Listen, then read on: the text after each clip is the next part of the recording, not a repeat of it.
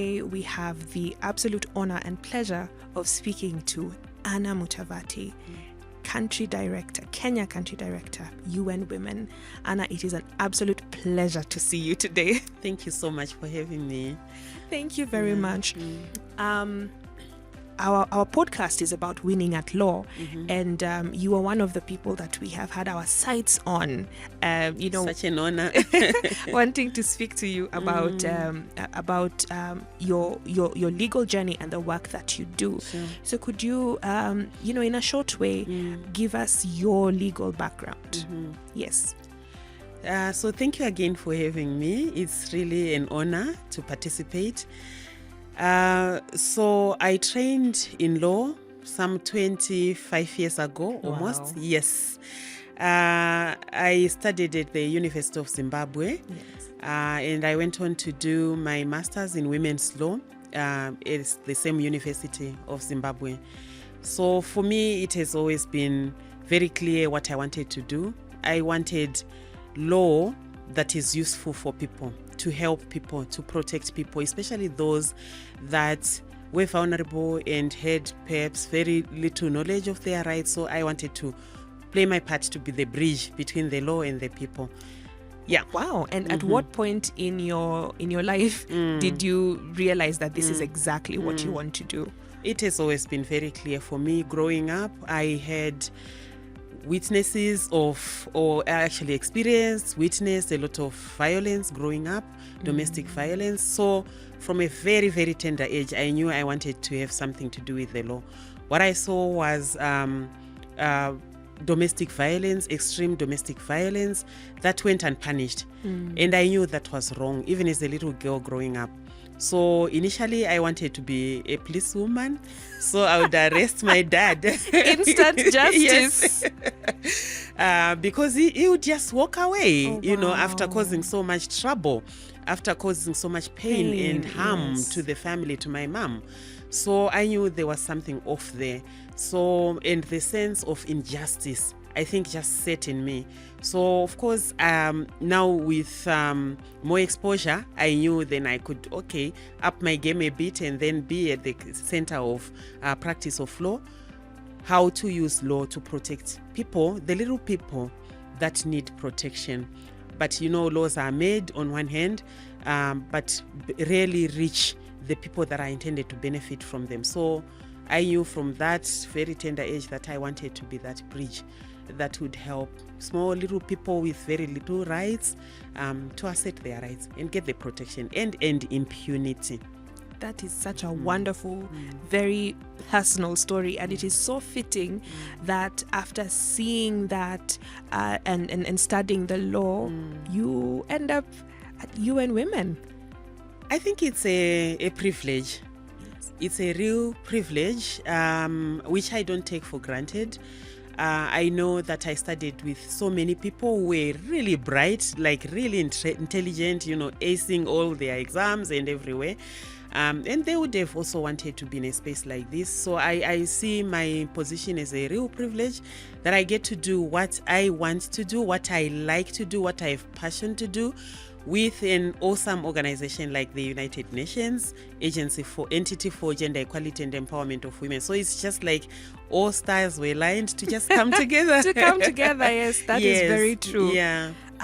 So could you connect for us how your legal journey pivoted into UN Women and how that either affects your work, how it improves your work, how it feeds into your work at UN Women on a daily basis. Sure. And I understand that this is, Kenya Country Director is not your first posting. You've been in Uganda before. Yes. So would you just walk us through your journey post studying the law? Sure. So one thing that is, I think, important to note, and also for young women lawyers that are making their journeys, is to say you cannot just shoot your way up. For me, I believe it's very important to invest time right there, the grassroots level, the community level. Roll up your sleeves, be part of the dirty work. And that's what is going post-graduation, of course. What you need is now the real experience. Yes. So I know people are in such a hurry to get to the top. How do I get to the UN? How do I get to head an international organization like the United Nations straight from university or with 1 year experience? Yes. So my recommendation or my advice is be patient. Go and do the work, right? So my part of the journey meant me taking on a job as a volunteer. So I had an excellent mentor who was the executive director of the Zimbabwe Women Lawyers Association. So while most of my colleagues went to sign up with huge law firms, those big law firms that just make you tremble when you hear their names. Their names. Yeah, I knew where I wanted to go. So I went to the Zimbabwe Women Lawyers Association.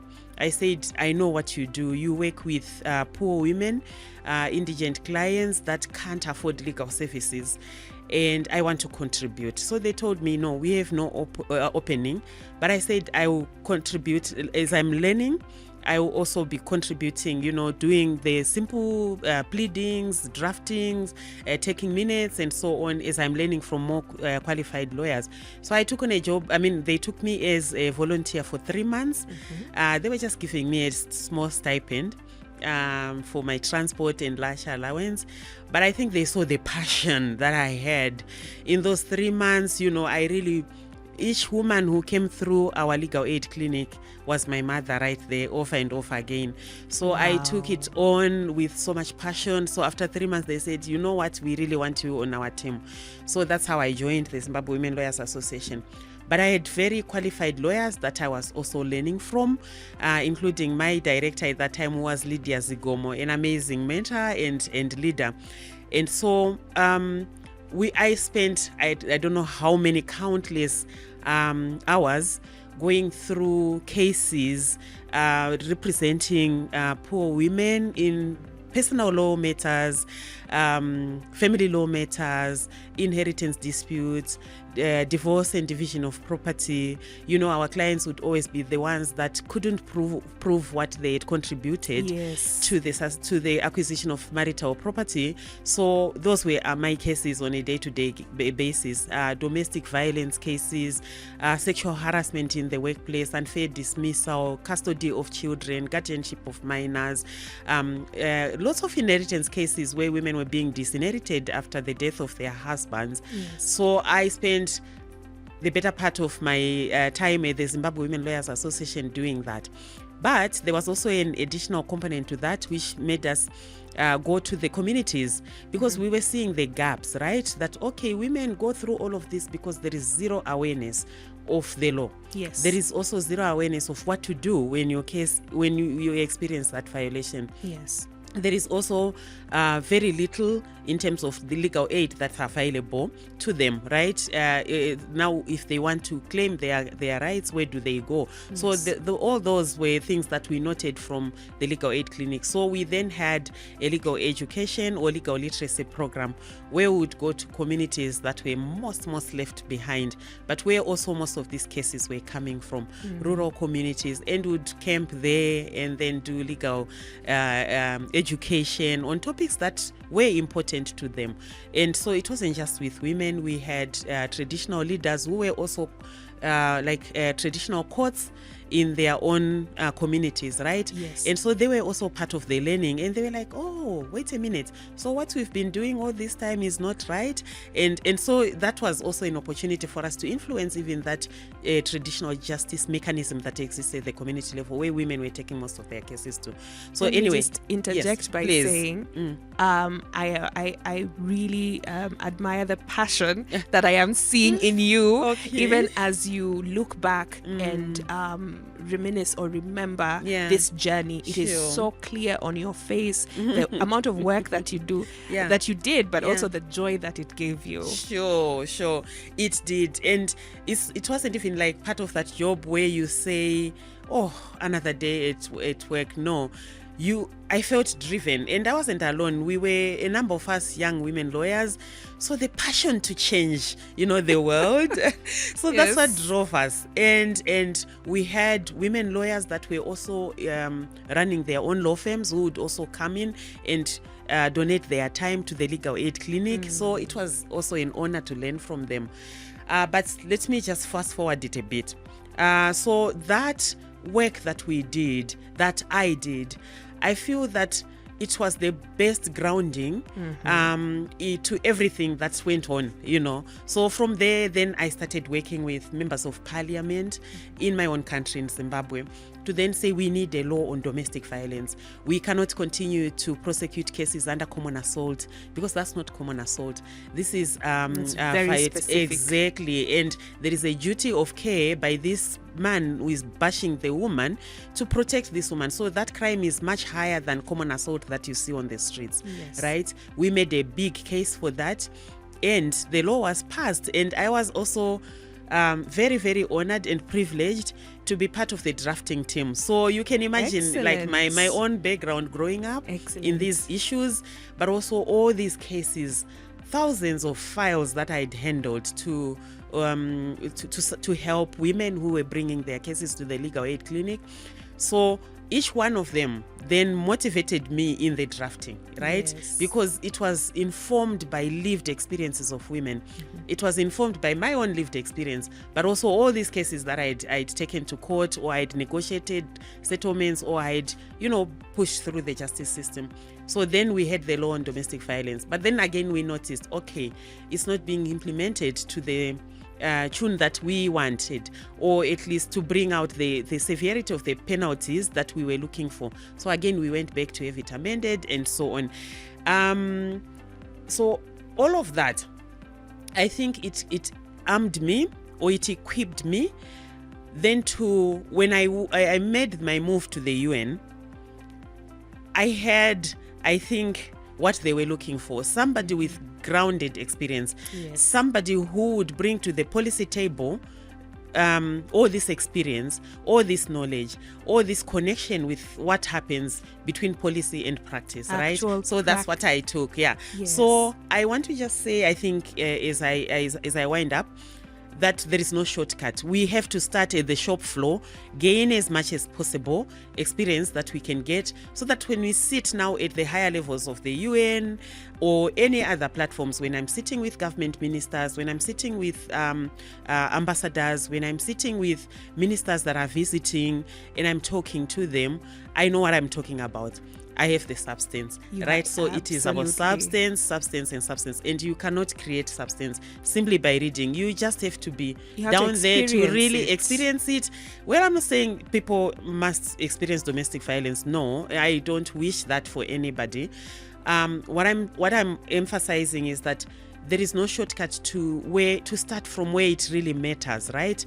And then be in the thick of things, see what women are going through, see what men are going through, be part of that experience. And that's what is going to earn yourself a place on the table. There's no microwave no microwave solutions. No. That is so powerful. Thank you. Practical, contextual, do the work. Everybody has to do the work. Everybody has to do time. Absolutely. You had UN women and the gender agenda for the UN in Kenya. Tell us a bit more about that. What does UN Women do, and what do you do in your position? Sure. So maybe just to work it back a bit, that so I didn't just start with UN Women. So I've done rounds in the UN, which is also a real honor for me. I've worked with UNFPA, the United Nations Population Fund, as the gender advisor. So again there, because it's an institution that looks at sexual reproductive health and rights. So my role was then to say there are social determinants to sexual reproductive health and rights. So you cannot just get the solutions you want by investing in health systems only. We have to also look at the social issues that prevent women, young women, men and boys from accessing and using sexual reproductive health services, right? So that was also enriching experience. I went on to become the gender and human rights advisor for UNICEF in my home country. which was also very exciting because now I was working with a younger demography and getting to also understand the issues, child rights issues, and then from a gender perspective, because these issues persist throughout all the ages, right? Yes. And I worked also in Uganda with UNFPA. I worked in Uganda with UN Women as the deputy representative and head of programs in Uganda UN Women. I've also been privileged to support the Ethiopia country office as the interim country director, again at the height of the crisis of the conflict in the north. And so I worked with the office to ensure that all the emergency support that was going into the conflict and responding to the conflict was informed by experiences of women, because they can easily be forgotten, right? We focus on the big guys doing what they're doing, but who is watching out for the small people, right? People who have nobody else to protect them except now the humanitarian community. Yes. So that's what the UN Women in Ethiopia was doing at that time and still continues to do, and I was honored to also support them in that role as head of office. And I've also provided support to South Africa as the deputy representative for a short time. So again, learning issues. So these issues, while they are almost the same, there are particular nuances. You get context. Yes. So it was also enriching to learn about the gender issues in South Africa and how UN Women is responding. So you see that by the time I'm coming to Kenya, I've also learned a lot, right? You are a true African women's advocate. Thank you. And indeed, you just become, when they say, where are you from? You say Africa, and that's enough, right? Yes. So back to your question, again, it's a real honor, a privilege to be leading this vibrant office in Kenya, that is UN Women. So UN Women again stands for the United Nations Agency or Entity for Gender Equality and Empowerment of Women. It was created because of the recognition that there were so many agencies that were in place for almost everything, for labor, for migration, for children, for sexual reproductive health and rights, for culture, for everything, but nothing on gender equality and empowerment of women. Yes. And while all of these agencies tried to mainstream gender equality in their programs, we and the women's rights movement globally demanded from the UN General Assembly that we had to create a specific agency to address gender equality and empowerment of women. Why? Because we were experiencing, and we continue to experience discrimination against women in almost every sector. When you open data sources, they will show you how women are lagging behind in every sector, in almost every sector, in terms of access to opportunities, in terms of discriminatory practices, in terms of their recognition and the contribution that they make. So it was a lot of things. So the UN General Assembly adopted that resolution that created UN Women in 2010. And so Kenya office was then also established in 2011. And I'm the second representative or country director. Okay. And so what we do in Kenya, we work with the national government, we work with civil society organizations to have the data that demonstrates to us where those gender gaps are that are most pressing for Kenya. And you'll be shocked that one of the easiest areas that we are looking at is where women are in political representation. Because when we talk of governance, right, it is about us, right, electing the leaders that will then provide the policies, that will provide the leadership through governance systems that have been established. Yes. But women are nowhere there. Women are very few or very underrepresented. We look at an institution like Parliament of Kenya, we are just at 23% representation of women in Parliament, right? So it means that most of the decisions that are going on in Parliament, also in Cabinet, underrepresented. At the Principal Secretary level, underrepresented.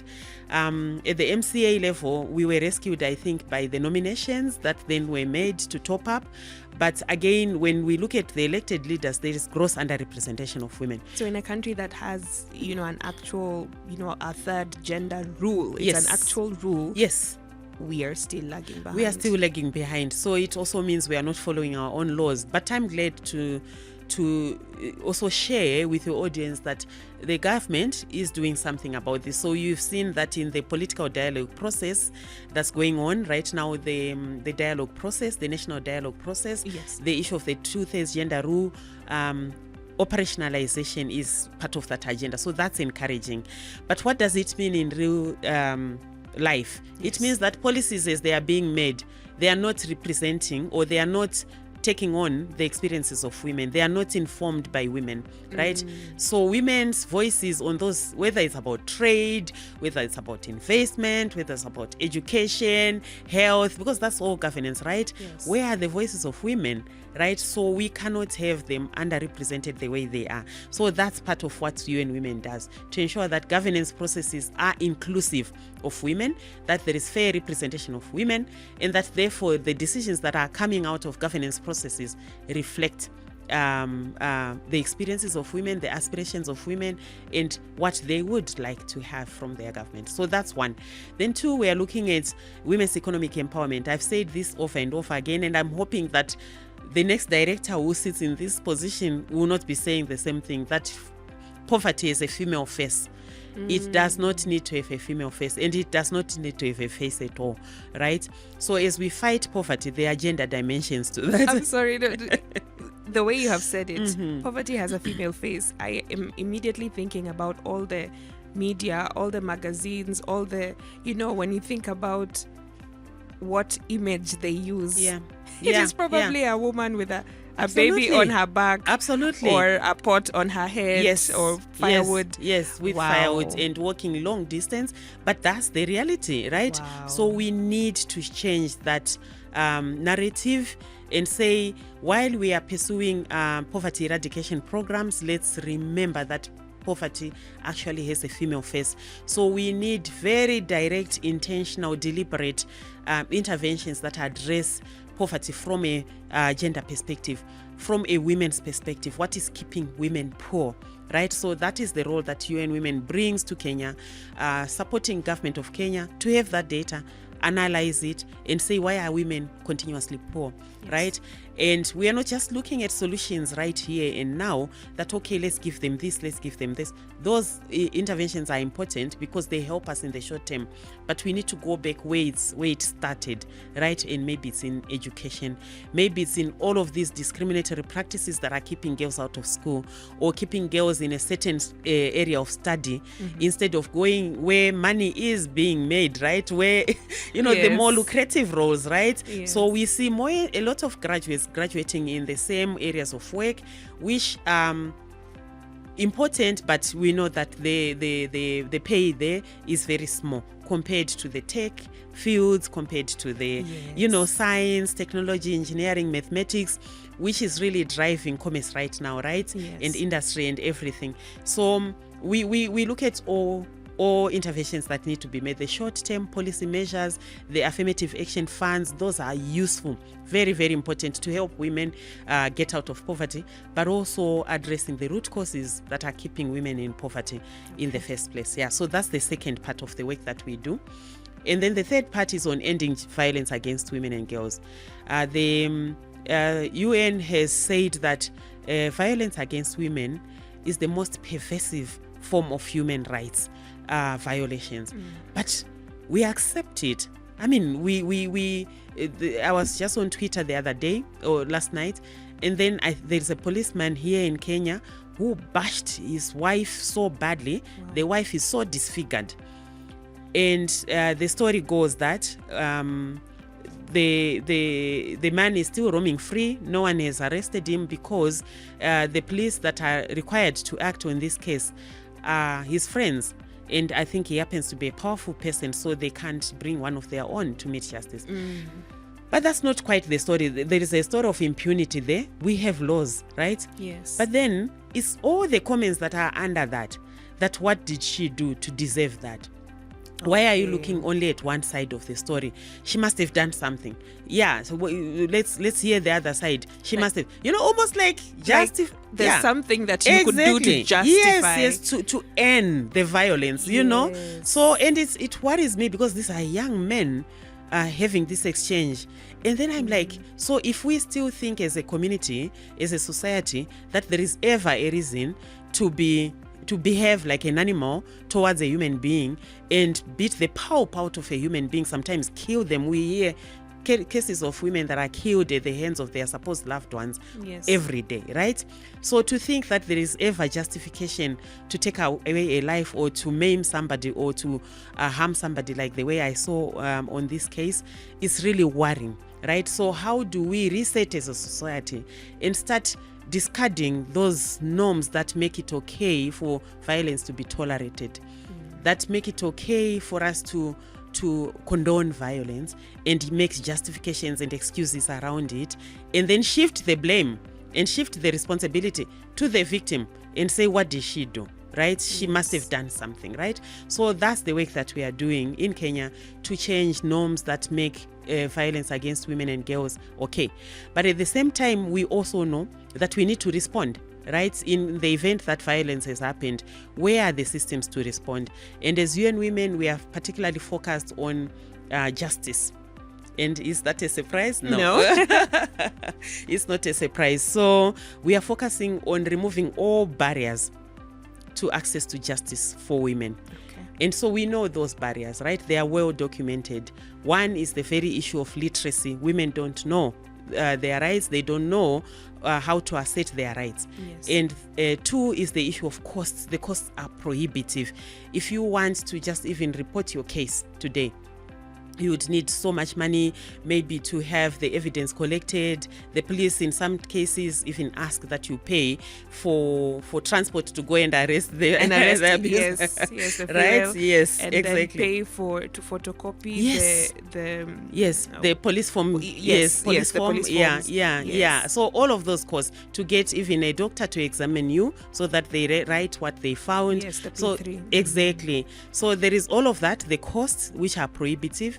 There is also perceived corruption in the justice system. So those with money, they just go to get their cases either dismissed or the files to be missing. So this is why we really applaud the effort by the Chief Justice to now go electronic on everything, so that records can now be secured electronically, and you don't get cases that are just disappeared, like it's about to go to court, the file can't be found. So you have to start all over again, right?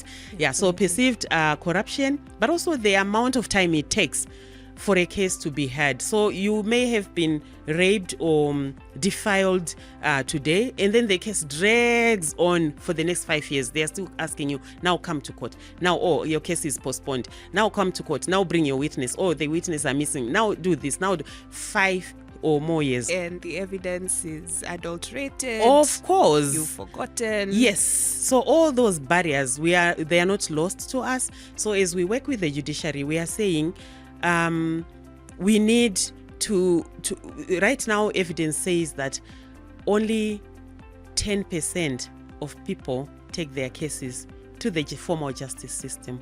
10%. So where are the rest taking their cases to? Perhaps it's also time we should start focusing on where they are taking those cases to, right? But also make the judiciary or the justice system think again and say, so if people are not coming to us, is it an issue of trust? Is it an issue that they will not get what they're looking for here? Is it an issue? Effective? Exactly. And yet millions and millions of dollars have been poured into the justice system, right? So how do we then make it work? How do we make the justice system accountable to people, to give the protections that people will need, and also the protection of rights, right? So that's partly that's also what we do in the area of ending violence against women and girls. But we also support to ensure that there is safe shelter for those whose life is at risk, and they need maybe a temporary shelter until the danger is past. So we are working with counties to make sure there is a safe shelter for domestic violence survivors in each county.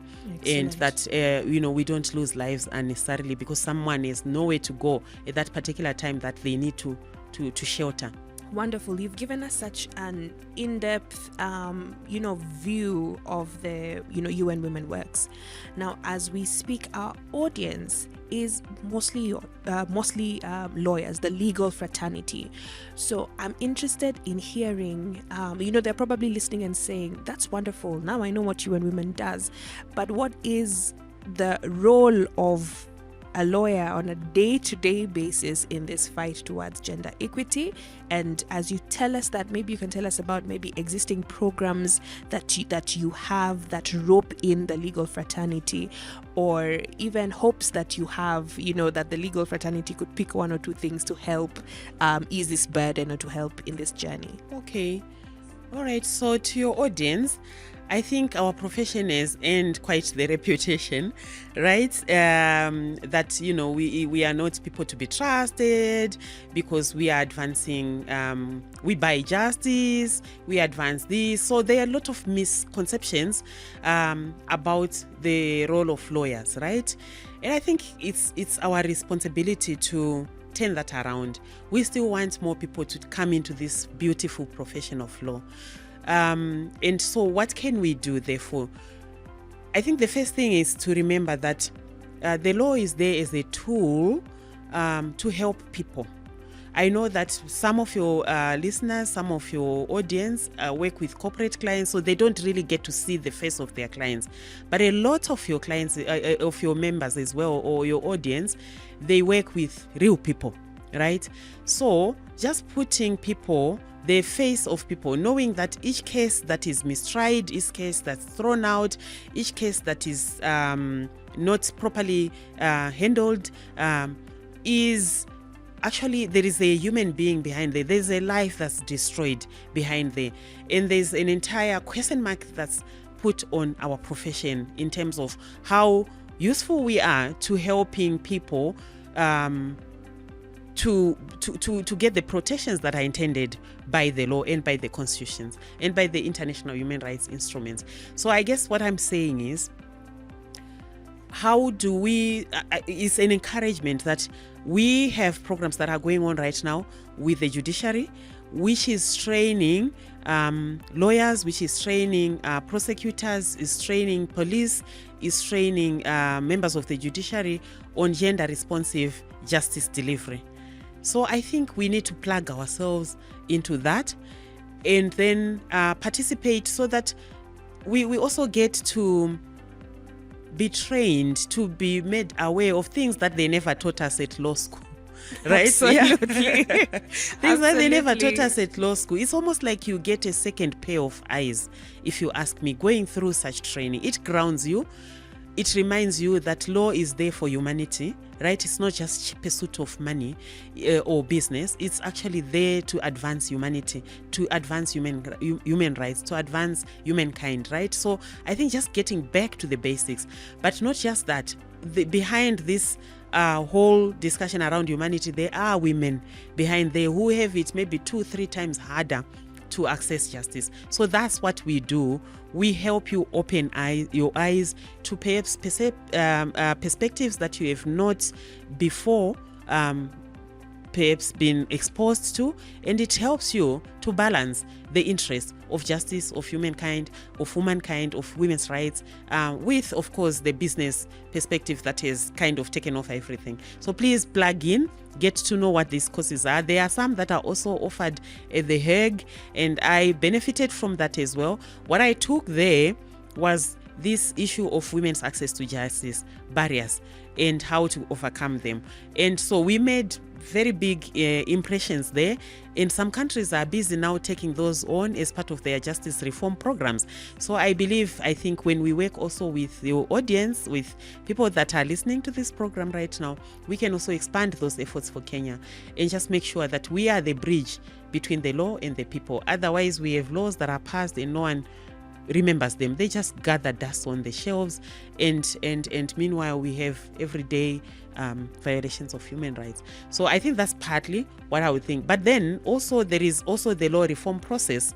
I think also very important for us to plug in, because we have seen from our experiences in the law firms, in the like the work that FIDA does here, the work that others do. So there's quite a lot that we've gathered. How about now when laws are being reformed, or we should even be the ones that initiate, through research and say, hey, there is a gap here that we are seeing every day as we are adjudicating cases, as we are presiding over cases that really needs to be addressed. And let's give that to our members of parliament and let them work for us to close those gaps. And lastly, I would say, as a woman lawyer myself, I think there is a call for us to continue to do mentorship of young women lawyers that are coming through the profession. I would also say young male lawyers, because why should we leave them behind? We need to bring everybody on board so they start seeing the things that we are seeing on the other side, and then they become also part of the solution. Lastly, I think to those that are doing law degrees, I think it's now overdue that we introduce mandatory gender and law, right? Mandatory. So you don't proceed to the next, and then Yes. like right from the first year of studying law, we start, and then we take it to the next level and to the next level and advance. Exactly. So by the time we are churning out lawyers, they already see what we now see, and then they are also driven, to make a change so that law starts to work for people. That's an absolutely practical view of things, because I took gender and the law as an elective. And it was a nice elective to take, and you learn the basic concepts, the international law that is applicable, and then what after that. So yes. Exactly. So Yes. what? Yeah. Yes. Yeah. And it wasn't very integrated into, it's a thing that you did in the corner. You did it to get your credits. your credits and graduate. Yeah. But it wasn't really integrated. And I like what you're saying, because you're saying in this day and age, gender is everywhere. Absolutely. Gender and climate change, Absolutely. those are the issues of the time. Absolutely. And therefore, Absolutely. if you're to study, you need to study gender and the law properly. Exactly. Yes. And once you are equipped with how to do that analysis of any situation, it could be labor laws, you find yourself actually looking at laws now from a gender lens and saying, this cannot work, right? And then you become an activist in your own space. It could be in climate change, as you say, it could be in financing, it could be in international financing, and it could be in anything, in investments, it could be in health. Once you are equipped with the skills, you cannot help but just do what you need to do to say there is a gap here. So how do I address it? If it's not me to address it, how do I bring it to the attention, maybe of legislators, maybe of the judges, maybe, where action will now be taken? Absolutely, because we, since we studied the law, we know it, we have an advantage over everybody else. So very quickly, you mentioned, mentorship. So what pearls of wisdom do you have very quickly for our listeners, especially who are young and growing in the profession? All right. Well, from where I stand, I would say that, and I keep saying this, so never stop learning, because life never stops teaching. So it's not enough that I studied law and I've reached. No. So there's something new to be learned every day. So learn, expand also in spaces, in areas that perhaps we didn't know about before, like climate change, right? Like the whole area of energy, right? It's begging for lawyers, for young, vibrant lawyers, and going on. So I think continuous learning, but also don't be too proud to do the dirty work, right? Yeah, so go down there, roll up your sleeves, get in the mud, do the work. Now by the time you are rising, people will see the substance that drives the person behind you. You. Wonderful. So just lastly, you have a very busy job. There's so much that you do on a daily basis. How do you let your hair down? Do I let my hair down? Good point. I hope you do. I do. I try to. It's not hard. It's not easy. It's very hard managing. But I do have a few go-tos. So I have a very good circle of friends, very supportive, who, surprise, also studied law. So I think, well, most of them did, but also a others. Legal Yes, sisterhood. yes, there is a legal sisterhood right there. But we get also balanced by our social scientists. Other 2 or 3 colleagues in our tight circle. Yes. That also keep us grounded sometimes when we start getting big-headed. Very important. about punctuating every conversation with law. So they say, okay, now can we now talk about real life, real things? So anyway, that's good circle of friends. So they keep me going. They support me. They are my cheerleaders as well, because every now and then we need cheerleaders, right? To just tell you are doing the right thing, keep going, right? So having very good trusted friends that you can just be naughty and silly with, but who can also be your pillars of support professionally. So that helps. I have a very supportive family. I have my husband is my number one fan, and my 2 boys, Trevor and Hilton, so 27 and 21. Wow. Yes. So in you our don't own look a day over 30. You are so kind. But so also, everything I do with them in mind. Like, so what would they think, right?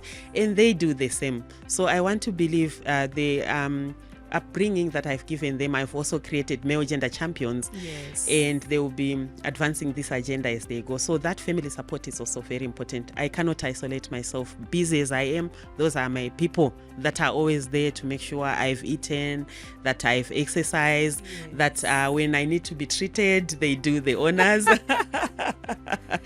And last but not least, I think it's this balance between body, mind, and soul. So I'm a very spiritual person. So every now and then I retreat. I just have my private moments with God, and I always feel that I'm not alone in any situation. So that really keeps me not only grounded, but confident, that there's a bigger power at play here. And I try to exercise as much as I can, because that's also very helpful. Also for my just even mental wellness and my mental well-being, the physical activity is very important. And I do yoga. I love yoga. I was about to ask whether it's yoga that you do. I love yoga, and we have a community of yogis. So every now and then I go online, and then I'm motivated also to try new things, So I think that's just it. And of course, I can't forget the very amazing office that I have here. So everybody plays their part to keep the office going. So then in a position of leadership, I don't feel so overwhelmed, because I know they're very good, strong people pushing me on and supporting me. So that very good support system in the office, where everybody feels part of the agenda and they do their part. So together we make it. We move mountains. Absolutely. Anna Mutavati, it has been an absolute pleasure. Thank you so much for carving time out for us from your very busy schedule. But this has been an actual pleasure for me. Thank you so much. Thank you so much, DC, and your team for having me. I think even as you were asking me, I got to also reflect on a few issues myself. But I do hope that your audiences find this useful, and also to congratulate you on this initiative and the podcast, and hoping that it really reaches many people that will learn a thing or two from our discussion today. So thank you. Thank you so much.